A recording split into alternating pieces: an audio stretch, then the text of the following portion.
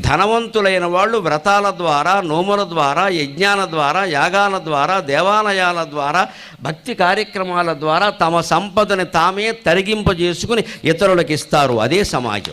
అదే వాళ్ళకి ఇచ్చేసామనుకోండి, వాళ్ళ కళ్ళల్లో ఆనందం జీవితాంతం చూస్తాం. మనం ఎన్ని మేడలు కట్టుకున్నా మన ఆనందం ఎంత. మనం చూసి అసూయపడేవాళ్ళు చాలామంది ఉంటారు. వాళ్ళ కళ్ళు చూస్తే మనకి మళ్ళీ నరఘోష అంటాం. పెద్ద పులి బొమ్మ ఓడి పెట్టుకుంటాం అక్కడ నరఘోష అని. లేదా చైనా వాడు ఇచ్చిన పెద్ద పొట్టున్నవాడు బొమ్మ ఓడి పెడితే ఎన్ని బొమ్మలు పెడుతున్నారో. ఈ బొమ్మల వల్ల ఎప్పుడు ఘోష పోతుందండి. వంకర పనులు మానేస్తేనే ఘోష పోతుందండి. శుభ్రంగా సంపాదించాడు మళ్ళీ బొమ్మ ఓడి పెట్టడం ఇక్కడ.